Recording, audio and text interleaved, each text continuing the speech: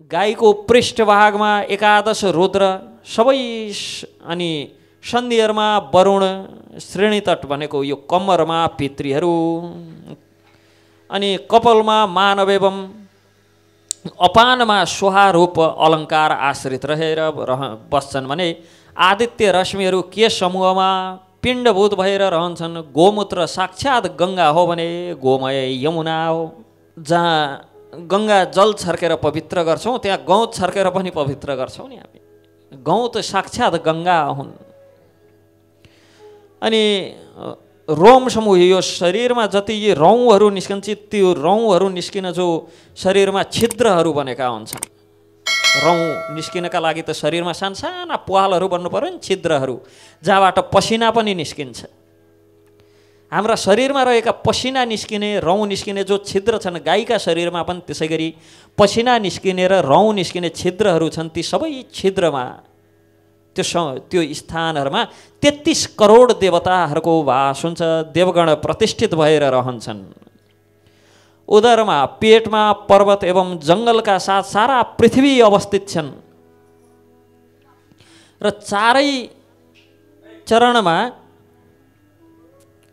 4 महासमुद्र स्थित छन् र क्षीरधराहरूमा मेघवृष्टि एवं जलबिन्दु, जठरमा गार्हपत्याग्नि, हृदयमा दक्षिणाग्नि, कण्ठमा आहवाग्नि र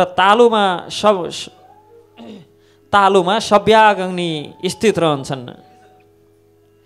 अनि गाईका अस्थिहरूमा पर्वत अनि मज्जामा यज्ञ स्थित रहन्छन्। सबै वेद पनि गाईमै प्रतिष्ठित हुन्छन्। ऋग्वेदो अथर्ववेदाश्च सामवेदो यजुस्तथा। ऋग्वेद, अथर्ववेद, सामवेद र यजुर्वेद, यी सबै वेदहरू, चारै वेदहरू कहाँ रहन्छन् त? चारै वेदहरू गाईको शरीरमा प्रतिष्ठित रहन्छन्। गौ ध्वनि वेद ध्वनि समान छ। अर्थात् गाईले जो आवाज निकाल्छन् त्यो वेद ध्वनि समान पवित्र छ। यस प्रकार हे युधिष्ठिर, भगवती उमाले त्यो सुरभिहरूको रूप स्मरण गरेर आफ्नो रूप पनि बिल्कुल त्यस्तै निर्माण गर्नुभएको थियो।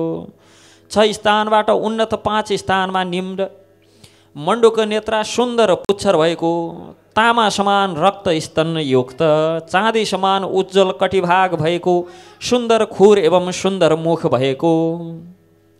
गाईको वर्णन यसरी गरिएको छ यो अध्यायमा कि अध्याय समग्र रूपमा पढे पछाडि गाईप्रति स्वाभाविक प्रेम हुन लाग्छ। सर्ववेदमय, सर्वदेवमय र लोकमाता र यस्तो स्वरूप ग्रहण गर्न साक्षात् भगवती पार्वतीलाई, जगत जननीलाई पनि इच्छा भयो। गाईको स्वरूप र गाईको महात्म्य जो मृदङ्ग आदि शास्त्रमा हरेक स्थानमा हेर्नुहोस्, गाई जीवित रहन्जेलसम्म गाईका हरेक हाम्रा शरीरबाट मूल जुन मूत्र मल आदि जान्छ, पसिना जान्छ, ती सबै हिजो हाम्रो शरीरको सम्बन्धमा त चर्चा नै गऱ्यौँ हिजोको सत्रमा कि यो शरीर यस्तो छ हाम्रो, यसमा जति पवित्र कुरा ल्याएर दुध, दही, घिउ आदि ल्याएर यो शरीरलाई सिञ्चित गरियो भने पनि यसले मल मात्र निकाल्छ, मूत्र निकाल्छ, पसिना निकाल्छ, रक्त बनाउँछ, पिप बनाउँछ, अनेक प्रकारका विकार तत्त्व मात्र बनाउँछ शरीरले। जति यसलाई शुद्ध पवित्र जे ल्याएर दिए पनि र शरीर बाहिर स्नान आदिले बाहिर जति टल्काए पनि त्यो छाला मात्र शुद्ध गराउने हो, समस्त शरीर शुद्ध हुन्न। त्यसका लागि हरेर नामै केवल हरिनाम मात्र उपाय छ। हरे कृष्ण कृष्ण कृष्ण हरे हरे, हरे राम राम राम हरे हरे। हामी चेतनशील अनि हामी सबै थोक ले युक्त, विवेकले युक्त प्राणी भनिएकाहरूको शरीरको यो गति छ। तर गाईको सम्बन्धमा घाँस खाएर जे हामीले दिन्छौँ त्यही खाएर गौत गोबरदेखि लिएर दुध दही घिउ आदि सबै प्रदान गर्छिन्। गाईको शरीर कति पवित्र छ। र गाईको शरीर, गाईको स्वरूप धारण गर्ने जगत जननी भगवती अम्मालाई जब पार्वतीलाई इच्छा भयो यस प्रकार सुन्दर गाईको स्वरूप धारण गरेर सुन्दर खुर भएको श्वेत वर्ण एकदम सुशील र मधुर दुधले युक्त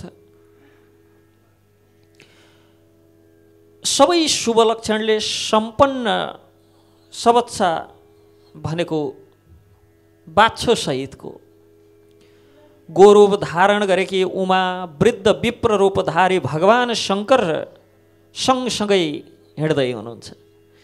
भगवान शङ्कर गोठालो बन्नुभएको छ। वृद्ध ब्राह्मणको शरीर धारण गर्नुभएको छ। अङ्ग सबै जर्जर भइसकेका छन्। शरीर एकदम वृद्ध देखिन्छ। तर बडो प्रसन्न चित्तले आफ्नी पत्नी गाईको रूप धारण गरेकी पत्नीलाई सँगसँगै लिएर विचरण गर्दै हुनुहुन्छ। बिस्तार बिस्तार भृगु आदिको आश्रममा गएर कोलपति भृगुसँग गएर गाईलाई न्यास रूपमा 2 दिनसम्म उहाँको सुरक्षामा राख्नुभयो। भन्नुभयो म यहाँ स्नान गरेर जम्मू क्षेत्रमा जाँदैछु, 2 दिन पश्चात फर्कन्छु, तबसम्म यी गाईको रक्षा गर्नुहोस् भनेर यस प्रकार गाईको रक्षाको जिम्मेवारी भृगु आदि ऋषिगणलाई सुम्पेर उहाँ भगवान शिवजी हिँड्नुभयो। मुनिहरू पनि गाईको रक्षाको प्रतिज्ञा गरेर गाईको रक्षामा नियुक्त भए। ब्राह्मणहरूको हुन त गोरक्षा वाणिज्यम वैश्यकर्म स्वभावजम भन्छौँ। गोरक्षा कृषि र वाणिज्य चाहिँ वैश्यहरूको कर्म हो स्वाभाविक रूपमा भनेर भन्छौँ। तर शिवजीले गाईको रक्षाको जिम्मेवारी चाहिँ ब्राह्मणहरूलाई दिनुभएको छ। किनभने भलिभाँति गाईको रक्षा गर्नु भनेको सबैभन्दा पहिला त सर्वदेव पसाना, सबै देवहरूको देवताहरूको उपासना गर्नु हो। सर्ववेदमय, सबै वेदमय छिन् गाई। यसकारण गाईको रक्षा गर्नु भनेको वेदको रक्षा गर्नु हो।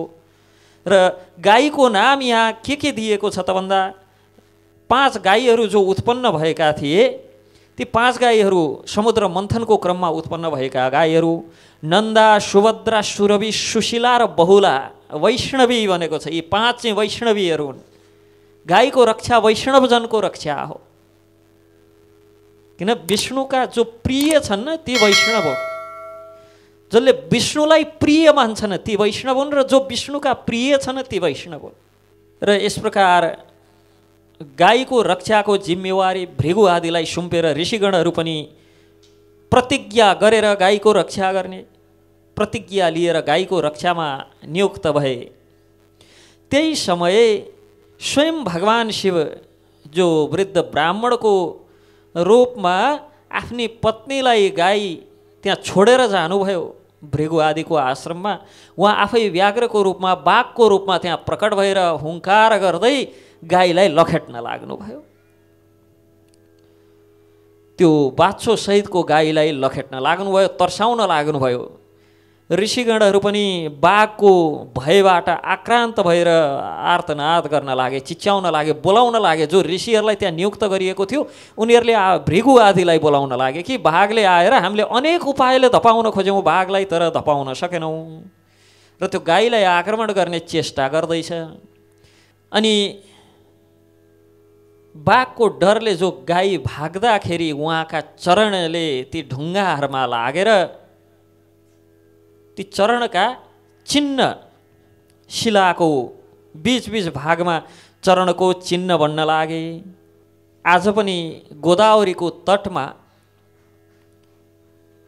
जगत जननी माता भगवती गाईको रूप धारण गरेर दौडँदाखेरि त्यो खुरले लागेर बनेका सानसाना डोबकिलाहरू देख्न पाइन्छ। त्यो गोदावरीबाट पानी ल्याएर त्यहाँ चढाउने पनि गरिन्छ। यस प्रकार जब ती खुरका चिन्हहरू त्यहाँ पर्न लागे, आकाशमा देवता, किन्नर आदि बाघ स्वरूपमा हुनुभएका भगवान शङ्कर एवं सबच्छ गौको स्वरूपमा रहनुभएकी माता पार्वतीको वन्दना गर्छन्। र गोदावरी नर्मदाजीको तटमा हो कि क्या हो? नर्मदा तटमा हो, गोदावरी तटमा होइन। यस प्रकार भगवान शिव एवं पार्वतीको त्यो दिव्य लीला जब बाघबाट ती गाई भयभीत हुँदाखेरि मुनिहरू क्रुद्ध भएर भृगु आदि ऋषिहरू आइपुगे, बडो क्रुद्ध भए कि हाम्रो संरक्षणमा रहेकी यस्तै सर्ववेदमय जगत जननी गाईमाथि आक्रमण गर्ने यो बाघको यत्रो हिम्मत, ब्रह्माबाट प्राप्त भयङ्कर आवाज निकाल्ने त्यो घन्टी थियो जो बजाउनाले पृथ्वी सारा कम्पित हुने गर्थ्यो। त्यो घण्ट बजाउँदै बाघ जता जता जान्छ त्यतै त्यतै त्यो घण्ट बजाउँदै भृगु आदि ऋषिहरू दौडन लाग्नुभयो त्यसलाई भगाउनका लागि, लखाट्नका लागि। र त्यो आवाजबाट, त्यो कोलाहलबाट, त्यो घन्टीको आवाज सुनेर बाघको स्वरूप धारण गर्नुभएका भगवान शिव शम्भु त्यहाँबाट भाग्नुभयो। र तत्पश्चात केही समय पश्चात पुनः ब्राह्मण वेश धारण गरेर गाईलाई लिन आउनुभयो। जब लिन आउनुभयो भृगु आदि ऋषिहरूले देख्दा देख्दै भगवान शङ्कर कहिले व्याघ्र स्वरूपमा, कहिले ब्राह्मण स्वरूपमा र कहिले वृषभमा आरूढ स्वयं स्वरूप दर्शन दिनुभयो। र भगवती बायाँ भागमा विराजमान गाईबाट सहसा भगवतीको रूपमा प्रकट भएर शिवजीको वाम भागमा रहनुभयो। विनायक, कार्तिकीय साथ नन्दी, महाकाल, भृङ्गी, वीरभद्र, चामुण्डा, घण्टाकर्ण आदिबाट घेरिएर भूत समूह, यक्ष, राक्षस, गुह्यक, देव, दानव, गन्धर्व, मुनि, विद्याधर एवं नाग सबैबाट पूजित भएर भगवान शिवले यस प्रकार ती भृगु आदिलाई दर्शन दिनुभएको प्रसङ्ग पश्चात देवशयानी र देवोत्थानी द्वादशी व्रतको विधान, अनेक प्रकारका द्वादशीको व्रत विधान सम्बन्धमा सुनाउँदै अब भीष्म पञ्चक व्रतको विधि र महिमा सम्बन्धमा चर्चा गर्नुहुन्छ। उत्तर पर्वमा करिब 150 अध्यायहरू छन्।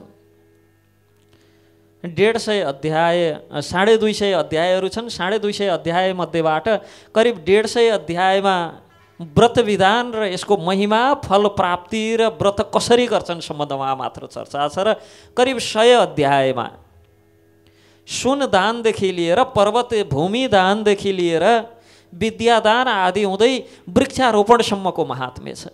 र भीष्म पञ्चक व्रतको विधि एवं महिमा सम्बन्धमा चर्चा गर्दा युधिष्ठिरले जब भीष्म पञ्चक भनेर हाम्रा पितामहले यो 5 दिन व्रत गरेका कारण यो व्रतको नाम हजुरकै आशीर्वाद स्वरूप भीष्म पञ्चक रहनेछ भन्ने कुरा त हामीले थाहा पायौँ, हामीले सुन्यौँ।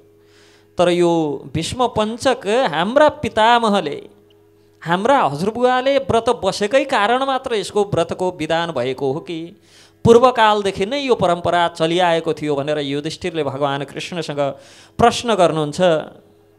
भीष्म पञ्चक व्रतको वर्णन गर्दै भन्नुहुन्छ, यो व्रतको उपदेश सबभन्दा पहिले मैले भृगुलाई गरेको थिएँ। भृगुले शुक्राचार्यलाई एवं शुक्राचार्यले प्रह्लाद आदिलाई यसको उपदेश गर्नुभएको, तर प्रह्लाद आदिले भीष्म पञ्चकको व्रत पनि गर्नुभएको थियो। यो भीष्मले गरेका कारण यो पञ्चक व्रत उपासना सुरु भएको होइन। यो आदिकालमा मैले भृगुलाई सुनाएको थिएँ भनेर भगवान कृष्ण भन्नुहुन्छ। र भृगुबाट शुक्राचार्य आदि प्रह्लाद सबैले यो व्रत विधिद्वारा मेरो उपासना गर्ने गर्थे, पूजा गर्ने गर्थे। जसरी तेज स्वामीहरूमा अग्नि, तेजमा अग्नि सबैभन्दा महान छन्। शीघ्रगामीहरूमा, छिटो दौडनेहरूमा पवन द्रुत छन्। पूजनीयहरूमा ब्राह्मण श्रेष्ठ छन् र दानमा सुनको दान सर्वश्रेष्ठ छ। त्यसै गरी व्रतमा पनि भीष्म पञ्चक व्रत सर्वश्रेष्ठ छ। किनभने धेरै ऋषि मुनि र धेरै राजाहरूले केवल 5 दिन भीष्म पञ्चक, केवल यो पञ्चकको व्रत गरेर मलाई प्राप्त गर्न सकेका छन्।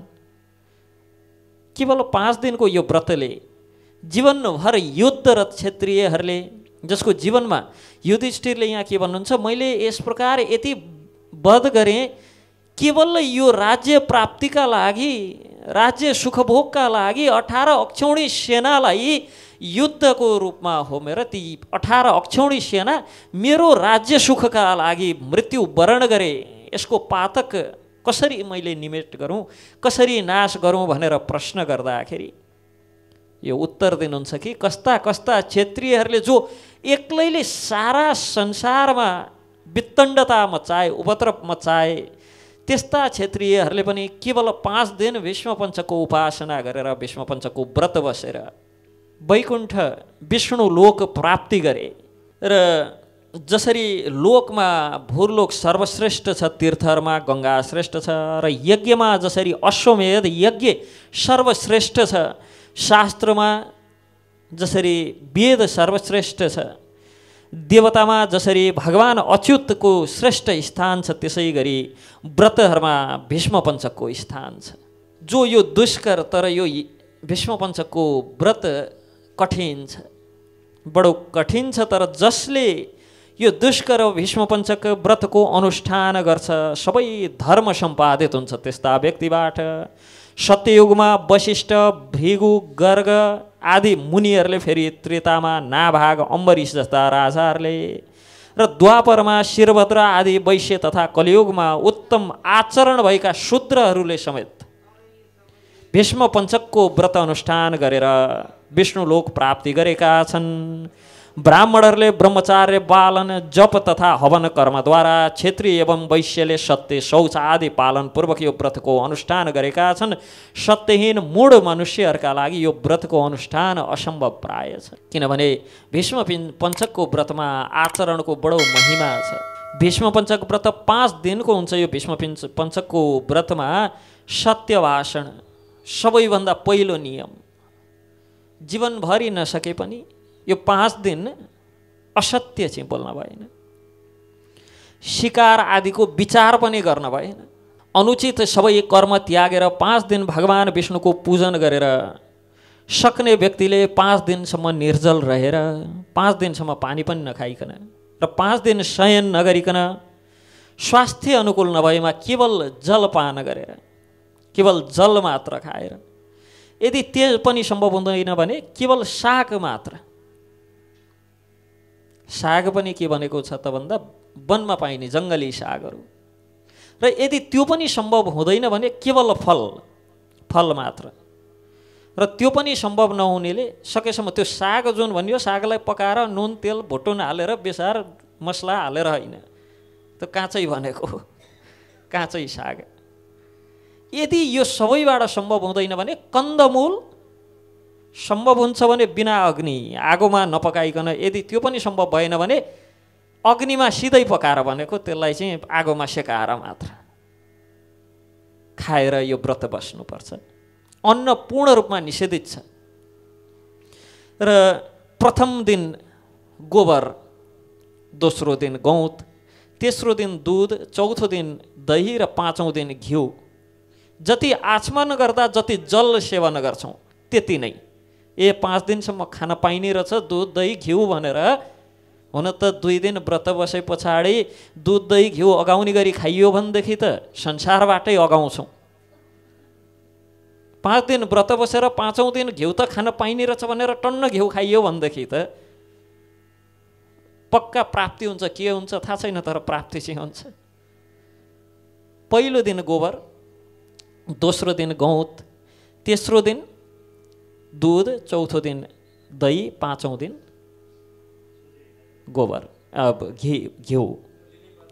हजुर, आचमान गर्ने जति आचमान गर्छौँ, आचमान गर्दा जति जल लिन्छौँ त्यति नै 5 दिनसम्म लिएर बिहान